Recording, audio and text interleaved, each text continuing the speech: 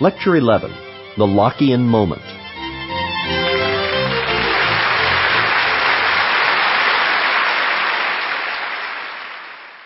Welcome to Lecture 11, The Lockean Moment. As we said at the start of our last lecture, Locke's epistemology will become the dominant theory of knowledge for the 18th century, affecting a vast revolution in the culture sense of the nature of knowledge and of the limits of natural knowing. Given the crucial importance of that, what were the essential qualities in the culture's Lockean revolution? In Locke's model, the mind is, in his phrase, a tabula rasa, a blank slate, on which nature, through sensation and reflection, through experience, imprints our knowledge of the world. Ideas of the natural order by means of sensation, and ideas of mental and volitional activities by means of reflection. In Locke's model, some ideas attract each other for reasons we don't wholly understand, but which are an observable fact of the operation of the mind. And there is what Locke terms an association of ideas, by which certain ideas attract others into complex ideas. But above all else for Locke, the mind is active. The mind works at acquiring knowledge by means of sensation and reflection.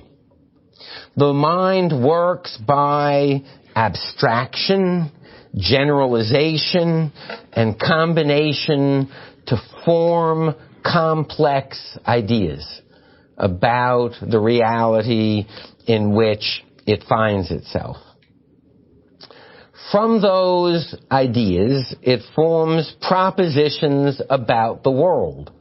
But because those propositions are based upon experience, and because there is no logical reason, no necessity for experience to remain the same, those propositions may only be probable, and the degree of their probability depends upon their relationship to experience.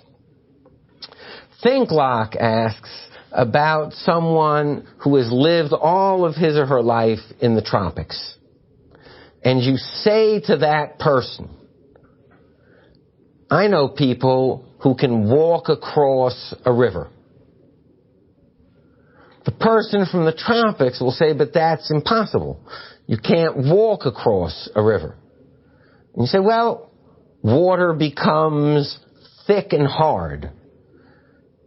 Person from the tropics says, no one ever, neither I in my lifetime nor in 1,000 prior lifetimes, has ever experienced such a thing.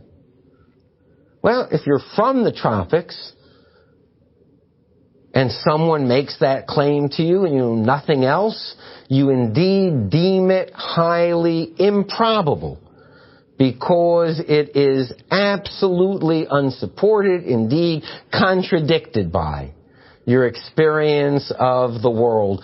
But the first time you experience ice, the first time that you experience the freezing of water, what do? Declare that the phenomenon is not part of your experience now? No. You change your ideas and you change your propositions about the world. There is this categorical difference between logic and experience. In logic, something is entailed. It is necessary. 3 must be larger than 2. If 2 of the angles of a triangle add up to 120 degrees, the third angle must be 60 degrees.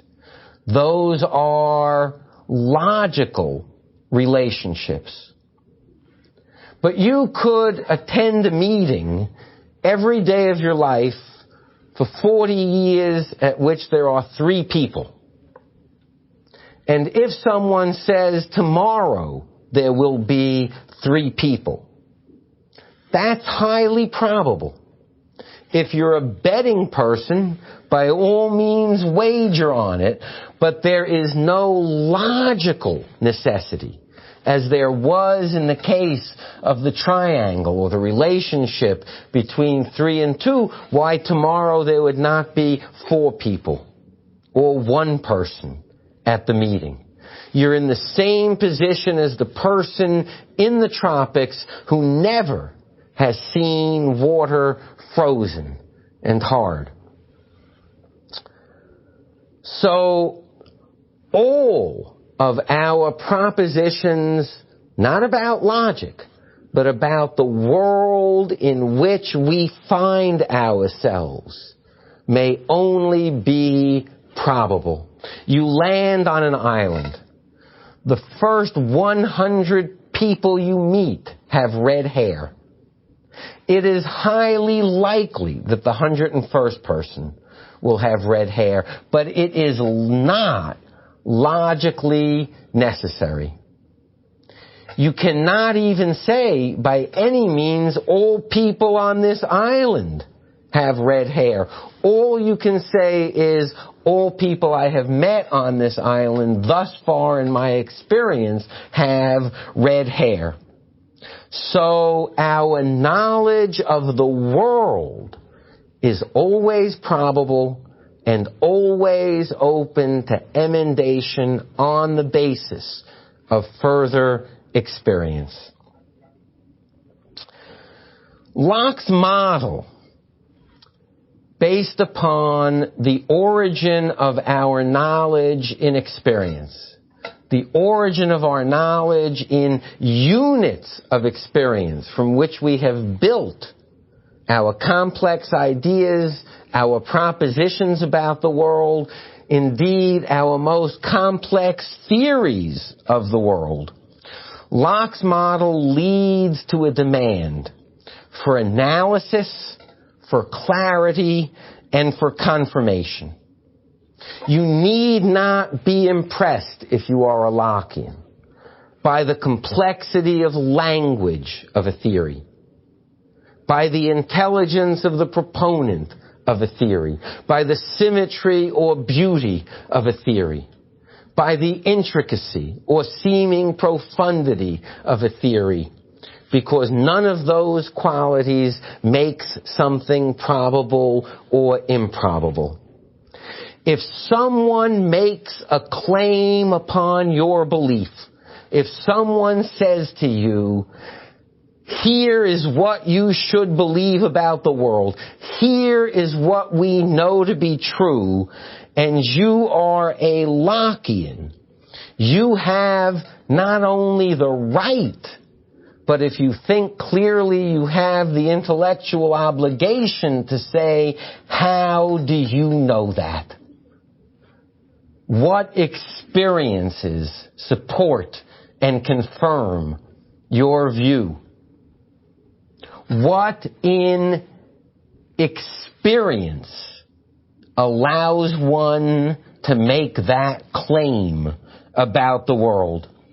In theory, if one is a Lockean, any proposition whatsoever may be analyzed, broken down into its component ideas, and then into its component complex sensations and reflections, and then into its component simple units of experience, and may be judged in relationship to the actual human experience of the world. The world of real knowledge, then, in the Lockean revolution, becomes, by analysis and experimental confirmation, a lucid world, an accessible world, an unmystifying world devoid of obscurity when it makes the only appropriate claims of human knowledge, probabilistic propositions about the world on the basis of human experience. Take what was most complex in systems and in claims of knowledge. Analyze that into its simple parts and confirm or disconfirm propositions about the world by comparing them to the actual behavior of the things described. This becomes, in so many ways and in so many disciplines, and in the re-examination and criticism of so many systems and theories, the mission of the 18th century. And it is a mission bequeathed by Lockean epistemology. Let's talk about the implications of John Locke's model, of his epistemology. Some in the 18th century will attempt to mechanize Locke's view of the mind and of the formation of knowledge, consistent with the 17th century's view that mechanization of natural phenomena is the truest and most useful formulation about them. And people will attempt to devise theories of the mechanics of mind, the automatic behavior of mind, the rules governing thinking. For such people, they want a theory that will get us from sensation to complex judgment, all by the mechanisms of mind. Thus, someone who claimed to be a fervent Lockean in the French Enlightenment in the 1760s, a man by the name of Helvetius, wrote in what he believed to be Lockeanism, sentir c'est juger. To sense is to judge. To have a sensation is to make a judgment. But such a view of John Locke distorts his philosophy quite dramatically. That to have a sensation for Locke is merely to acquire an idea. And as Rousseau will argue, who defends Locke's notion of the active mind, there is no direct route from sensation to human judgment, from sensation to human understanding, because the mind is an active agency. We can teach ourselves to think more clearly. We can correct our habits of mind on the basis of our experience of mind. The mind is an active agency whose underlying nature we do not know, whose behavior we know. But one of the things we know about that behavior is the mind is active. For Locke, and this is a dramatic implication, if there are no innate ideas, if all ideas are acquired by human experience, then we learn our ethical ideas by experience as well. How is it possible to learn ethical ideas by experience? Locke argues that we have sets of experiences that lead to our well-being, and we call those experiences good. We have another set of experiences that lead to our suffering, and we call what leads to our pain evil. And by associating certain things with pain and certain things with well-being, we frame the ideas of good and evil. Now, this model might sound dramatically like Thomas Hobbes's ethical relativism, that all we mean by good is that which we believe will cause us pleasure. All we mean by evil is that which we believe will cause us pain. But in Locke's philosophical system, the assumption is that this is governed by divine providence.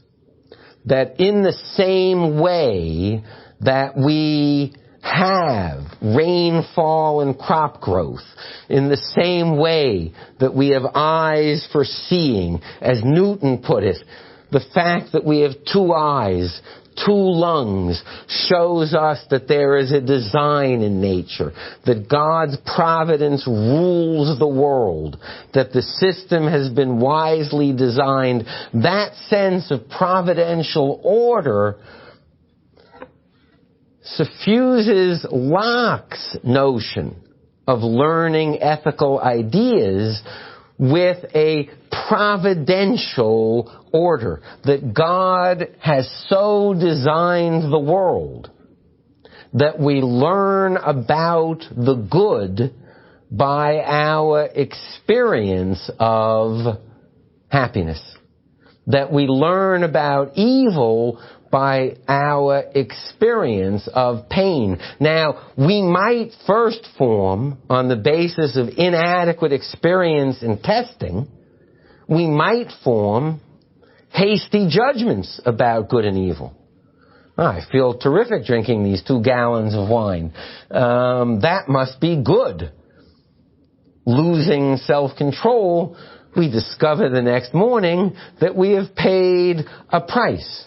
And it will not be the case that eat, drink, and be merry, abandon all responsibility, leaves you in a fabric of decent relationships, stable society, love, friendship, merit, respect, people who will honor their agreements with you. God has so constructed the world that we learn about real goodness by our experience of well-being. We learn about real evil by our experience of pain. That model, if not joined by a sense of providential design, would be subversive indeed. But undergirded by a sense of providential order, it reinforces the emerging view that Newton announces so clearly, that the more we study nature, the more we see God's wisdom, God's design, God's handiwork. But let us think about other implications of John Locke that will have the profoundest and most long-term effects on some of the most essential and contested Western ways of thinking. If Locke is correct, that is to say, if one is a Lockean, and people learn their ideas about the world, including their ethical ideas about the world, from experience, then what an environment rewards and punishes will shape the sense of good and evil in the people produced by such a society. Control the environment. Alter the environment. You control or alter the ethical ideas of the human beings produced by any given system or society or place or family. That is a notion that will have a long and independent and dramatic history in Western thought. Or consider the relativistic implications of Locke. If our ideas are bound and limited by our experience, then all of your ideas are relative to the time, place, and circumstances of your life. If your ideas are bound by your experience, then it follows absolutely that experience, which is to say the time, place, and circumstance of your life, will determine what you understand about the world, how you judge the world, what your ethical standards and values are in the world. It does not follow from that in Locke that we cannot argue as human beings on the basis of broader and long-term experience. There is no absolute relativism that follows that would cut short the bringing to bear of broad and long-term human experience upon questions. But it nonetheless absolutely follows that what you believe and what you value is relative to time, place, and circumstance. That idea, to say the least, will have a long and independent history in the West. Consider also the issue of character development. In the Aristotelian scholastic model, everything, including every individual human being, has a fixed essential quality, a fixed essential character, an essence. If you look at medieval and 16th century drama, poetry, theater, what do we have?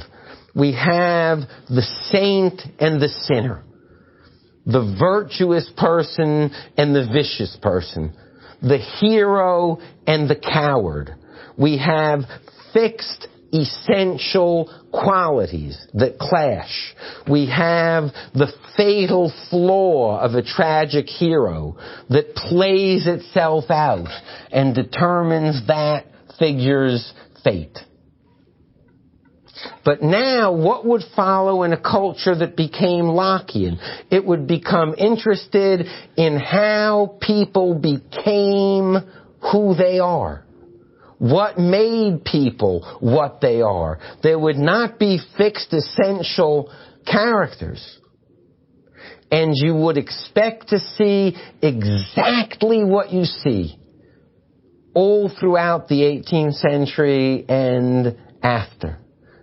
Developmental novels, developmental plays, developmental biographies in which, by understanding the childhood, the experiences, the particular time, place, and circumstance of someone, the particular interactions, we come to understand how someone became who he or she is, how someone developed a character. The character now is not essential or fixed. It is acquired. It is developmental. What a dramatic transformation in the way we think about human beings, and obviously what a dramatic transformation in the way in which we would think about politics and society and their effects upon individuals and characters as well. There are two dramatic problems bequeathed by Locke to his culture, and indeed two questions that will obsess the 18th century. The first is what is known as the specter of philosophical idealism. Idealism meaning that if all that we know are our ideas, and if we cannot know what corresponds to our ideas, what really is out there that gives rise to and corresponds to our ideas, then all that we know are the contents of our own minds.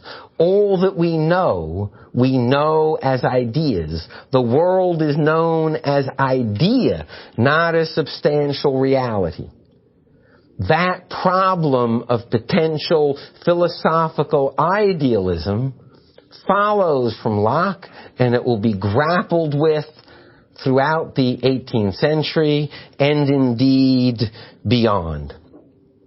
The second dramatic question bequeathed by Locke is, how does one demonstrate the truth of religion if all of our knowledge is probabilistic and acquired by experience? And it leads Locke to write one of the great works of late 17th century Christian apologetics, recalling, as always, that apologetics means defense of the faith, not apology for the faith. Locke's work, The Reasonableness of Christianity, published in 1695. What does an empiricist's defense of Christianity look like? Why is it reasonable to be a Christian? We will see Locke's mind at work in his apologetics. First, my metaphor, it's not Locke's, to give you a sense of how he is thinking. Supposing you walk out one day from your house and you see that the clouds have formed a message in the sky. Alan, you're wrong. I exist. God. Your first thought is you might be hallucinating, dreaming. So you test for dream, you're awake. You might be hallucinating.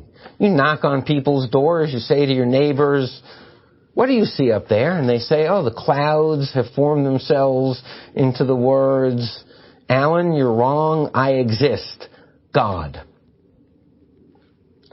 Now, if we're in the 20th century, we think it must be skywriting. Someone's playing a practical joke.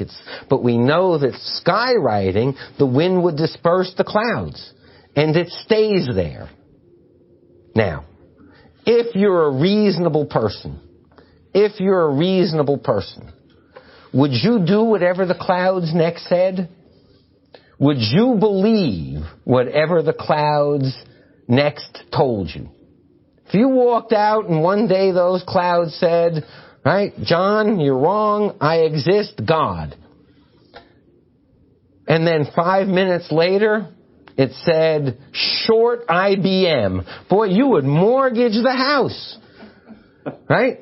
You'd be the most unreasonable person in the world not to. Why? Because that miracle is a stamp from God. That miracle tells you this comes from God. And you would have to be a madman. You'd have to be an imbecile.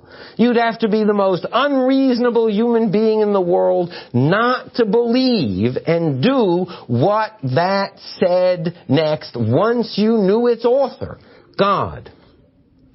Well, Locke argues in The Reasonableness of Christianity that we have unimpeachable witnesses to certain phenomena, the apostles. They didn't get rich from what they did, quite the opposite. Some people will lie, they get rich, they profit. The apostles claimed to see certain things on the basis of which they were willing to undergo imprisonment, torture, and death. Those are pretty good witnesses to have, right? If you were in court and you could produce witnesses who, in order to tell the truth about you, were going to be put to death and tortured, you couldn't ask for more unimpeachable witnesses. That's what we have in the apostles. And what do they tell us they saw? Lazarus raised from the dead. Food brought down from the heavens. Storms calmed. Christ risen after 3 days. The fulfillment of prophecies in the ministry of Christ predicted in the Old Testament, that is God's empirical stamp upon Scripture, acquired by experience. And on the basis of that stamp of divine origin, it now is reasonable. Indeed, it would be an act of madness not to. It now is reasonable to believe the content of Scripture rationally and reasonably read and understood. The drama is we have here a new philosophical defense of Christianity, self-confident, based upon empirical evidence of the truth of Christianity. The other side of that drama, as we shall see when we look at the 18th century, is it invites some of the most curious, interested, and remarkable minds of the 18th century to examine the question, did the miracles actually occur? Were the prophecies actually fulfilled? The legacy of John Locke, in all of its aspects, is a dramatic one. Thank you very much.